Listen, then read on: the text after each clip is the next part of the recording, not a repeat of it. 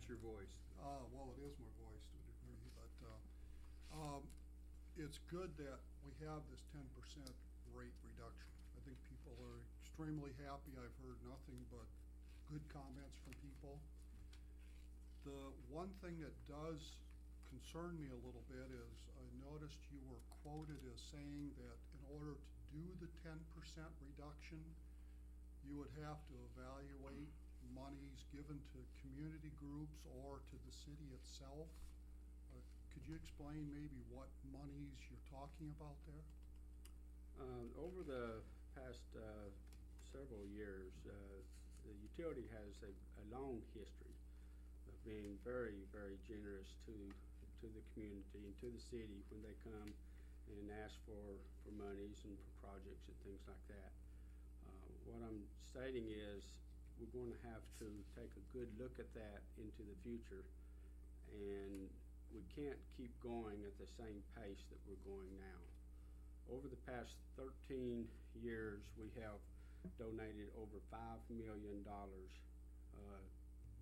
the city, either through the city or other donations that we've given to the school and to the library. We gave some, and other things like that. And that money adds up, and that drives rates. That's actually driving rates more than the purchase power is. Purchase power is going up everywhere across the nation, so you can't change that. It is what it is, but you know, we're giving almost $400,000 a year on the average. In 2011, we peaked, I think, at $633,000 that we donated. That's a lot of money. That's pennies that we can reduce the rates in.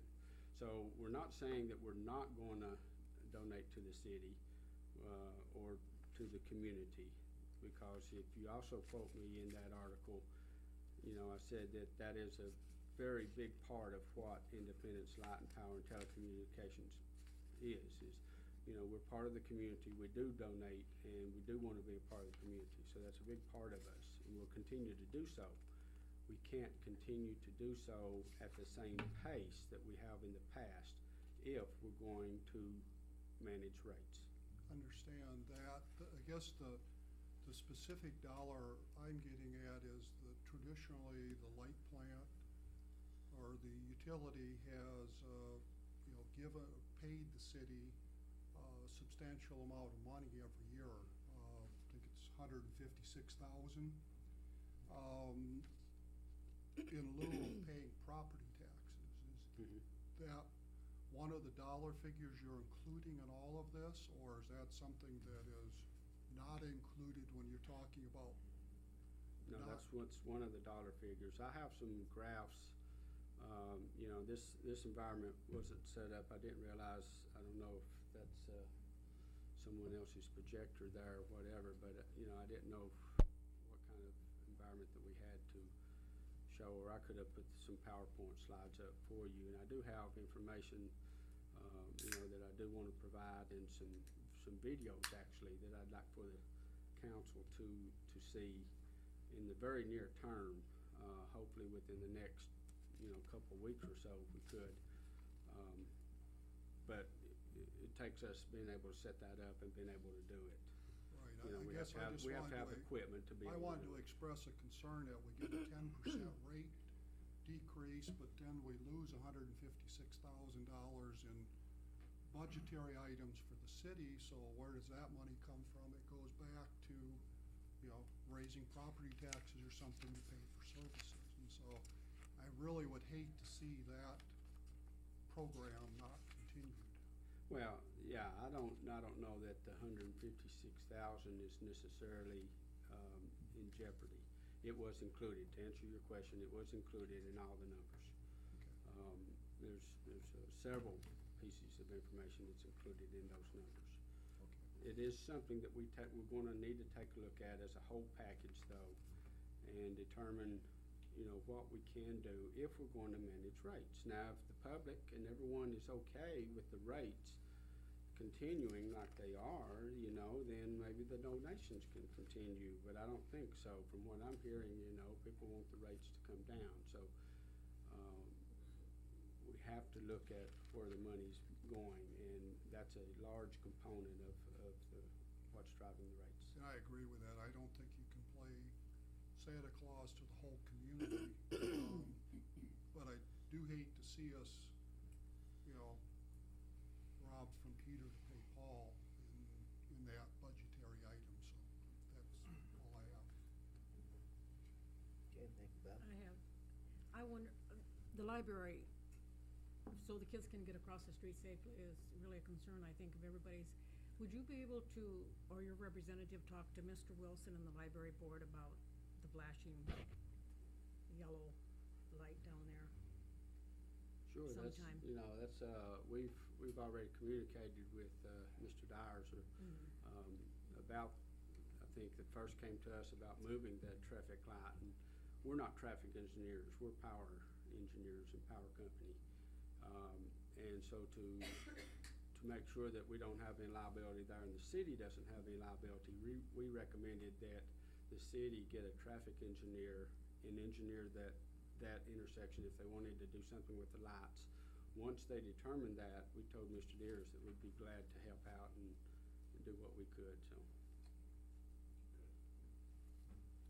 And that light is missing some internal parts, because I know we need to take some of those internal controls and put them in traffic lights down on Fifth Avenue, so there would need to be some upgrades to those lights if we wanted to move them. Well, like I say, if we had an overhead light, hanging light in the intersection. Kind of a nice yellow, just the way it is. Well, it's whatever would be least costly. Any other questions or discussion?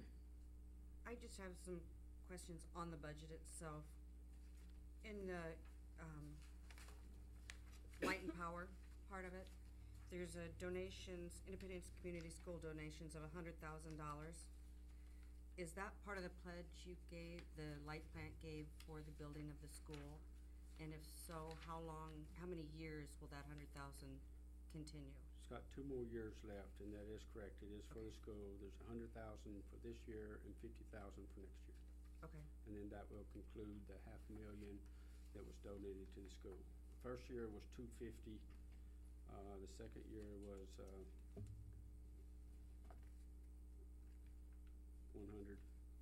Third year was 100, and the last year was 50. okay. So it's a 4-year program. Was that actual money or labor donated? There's actually much more donation that actually went to the school. That wanna is get at it. cash. That's just cash portion. Oh, okay. You know, there's a lot of fiber, a lot of other labor, a lot of other work that, materials and so forth that was donated to the school in addition to the $500,000. So, Okay. yeah, that's just pure cash. Okay.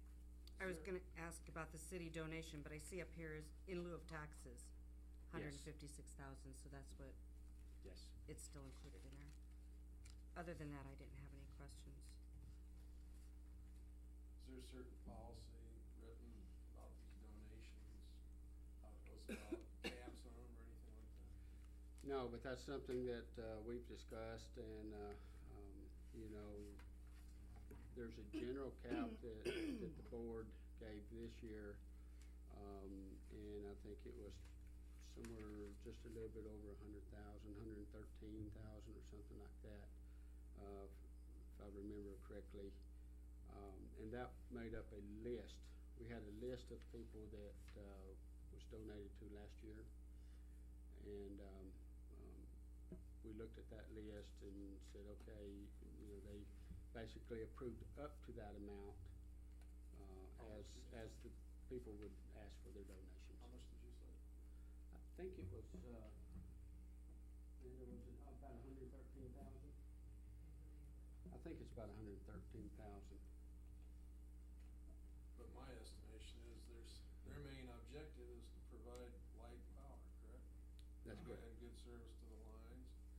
It's not really a Santa Claus thing for whatever we need, is it? No, that's So true, there but, should be a cap on this. but again, you know, I mean, a we, reasonable cap. we're part of the community and we want to be a part of the Right, I community. understand that. But you're right, It's not, and. it's north, but it's not the North Pole. That's correct. Now, I've only been here 3 months, so, you know, give me a little bit of time to make some of these changes. I'm exactly with you right there. You know, we do need to have some policies and some caps, and we need to have some other policies that I'm working on. Just takes a little bit of time. Anything else? I'd like to thank you. This is the first time in 6 years I've been on the Yes. council, we've had anybody come and actually answer questions, so thank you. First time I've heard it. Well, and I have no problem in it whatsoever, you know, you can invite me anytime that you wish, and I can come talk. If I have anything that I think would be of interest, I'll pass it on to either Steve or, some of the council persons, and, you know, if you wish to have me come, you know, I can come talk, you know. I wanna, you know, be able to build good relationships with the city council, and I think we can do that, you know, if we work together for a common cause, so, appreciate it. Before you leave- 24/7 is not in the cards though, is it? You'd like a little advance notice. I'm like 24/7. Bob, this is the first time we've had the light plant here, and I've been on the council 10 years, and it's kind of refreshing to hear from your point of view. So, Okay, thank you. We'll really get along better if you wear gold and green next time instead of. That's taking it too far, Bob. Ravens are okay. It could have been Tennessee Orange. Just one thing I'd like to clear up here, Chuck. Since I become mayor, one of my achievements, my agendas was to get those rates down. And I worked with previous administration, I